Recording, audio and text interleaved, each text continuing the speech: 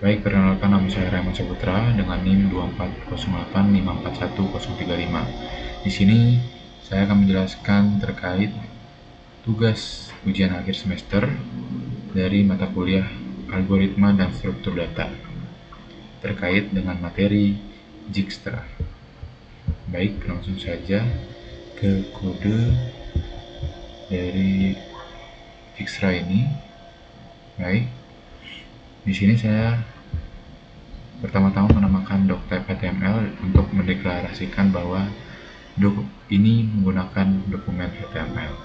Lalu saya tambahkan HTML language equal ID yang berarti kan saya menggunakan bahasa Indonesia.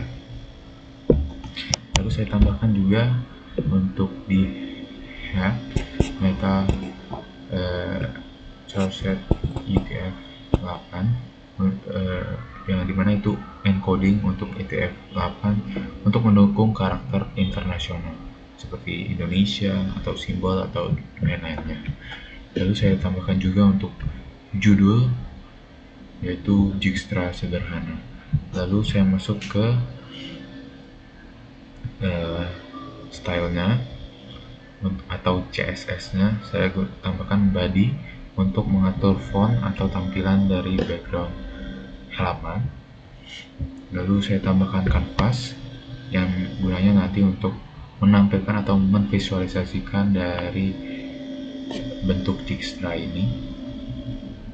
Ya, di sini saya tambahkan backgroundnya putih.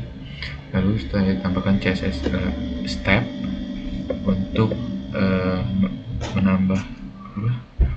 menambahkan deskripsi di sebelah kanvasnya nanti. Jadi untuk setiap langkah-langkahnya atau setiap iterasinya akan ditambahkan deskripsi di sebelah kanvasnya.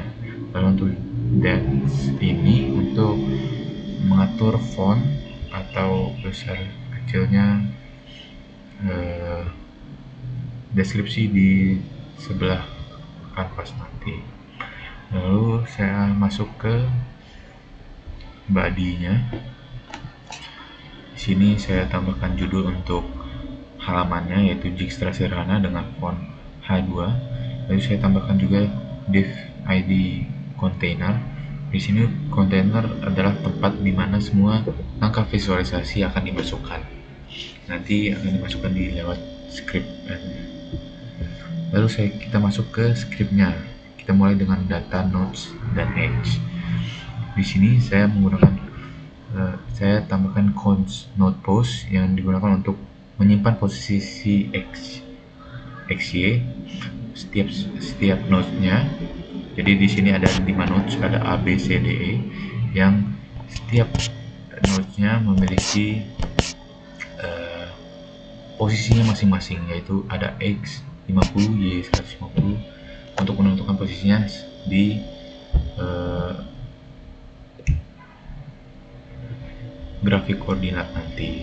Lalu untuk const edge ini gunanya untuk memberikan bobot untuk setiap edge-nya. Jadi dari A ke B 3, dari A ke C 3, yang dimana jarak terpendeknya yaitu A ke C yaitu 1, yang gunanya nanti untuk menentukan algoritma Dijkstra-nya.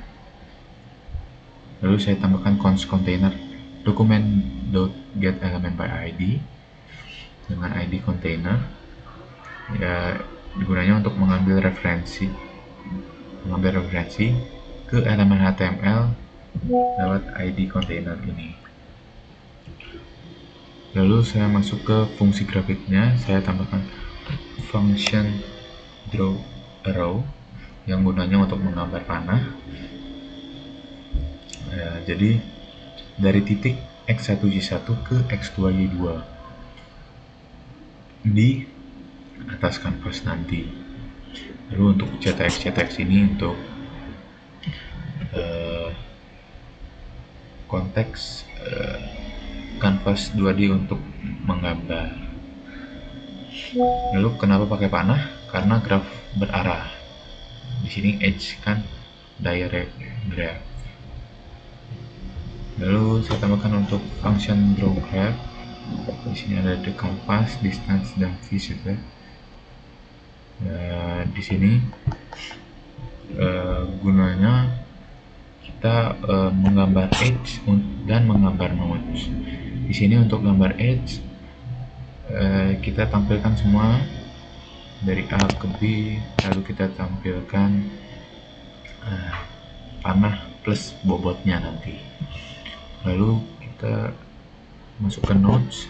Nodes ini saya baca teksnya dengan warna abu-abu untuk node yang belum dikunjungi dan berwarna oranye jika sudah dikunjungi.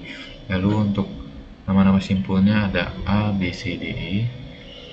Lalu saya gunakan variabel X untuk jarak saat ini dari sumber. Lalu kita masuk ke log dan visualisasi langkah. Di sini saya gunakan function log step dengan parameter dex, distance, dan visited.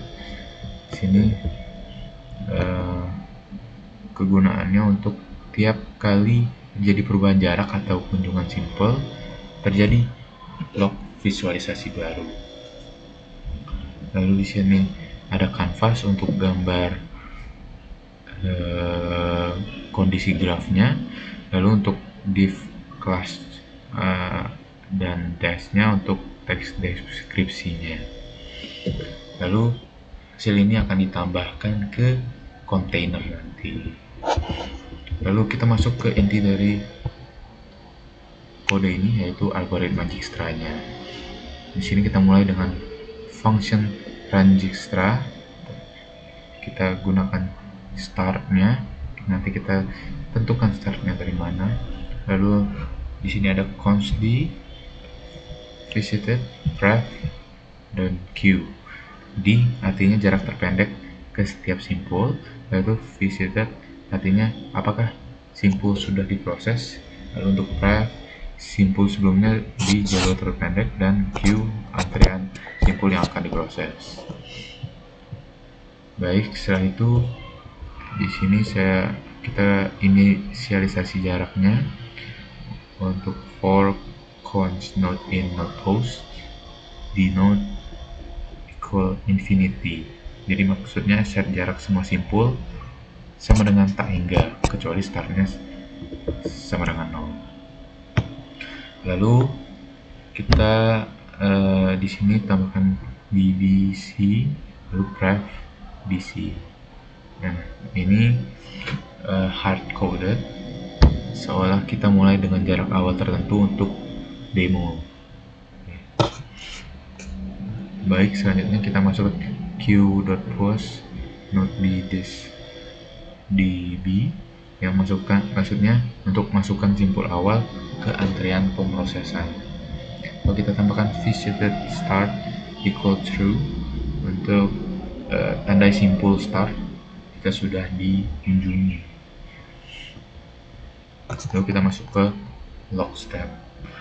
Kita mulai dari A, jadi log visualisasi kondisi awalnya seperti ini. Log step mulai dari A, lalu kita masuk ke proses utamanya, yaitu looping untuk Dijkstra ini.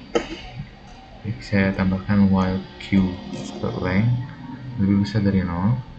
Jadi selama masih ada simpul yang belum diproses, kita masuk ke ini q sort ad, maka this min b. Jadi ambil simpul dengan jarak minimum dari antrian. Lalu jika sudah dikunjungi, maka ini akan terus berlanjut, akan di skip. Kalau belum, tandai sudah dikunjungi. Jadi masuk ke log tampilan. Baik, selanjutnya ada each for each. Jadi di sini kita cek sisi keluar dari simpul u-nya.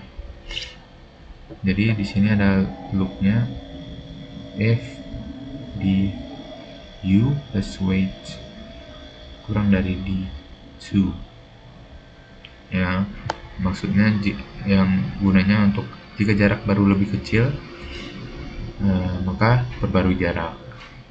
Lalu catat simpul sebelumnya dengan ini, pref2 equal u, lalu kita masukkan simpul itu ke antrian qPost, lalu log perubahan ke tampilan,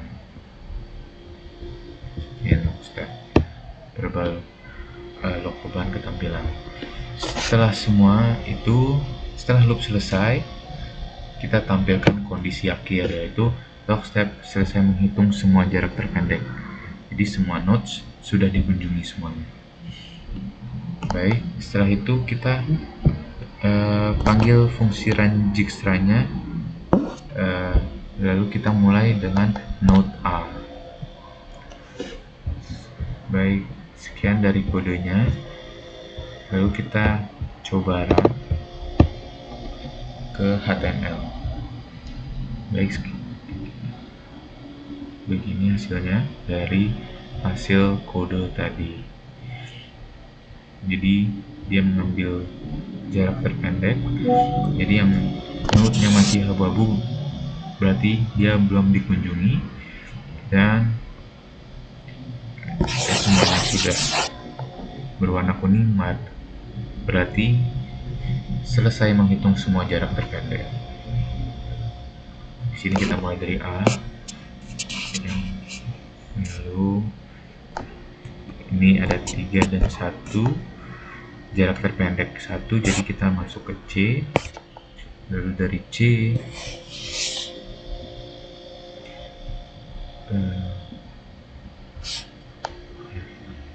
demikianlah terkait tentang Dijkstra.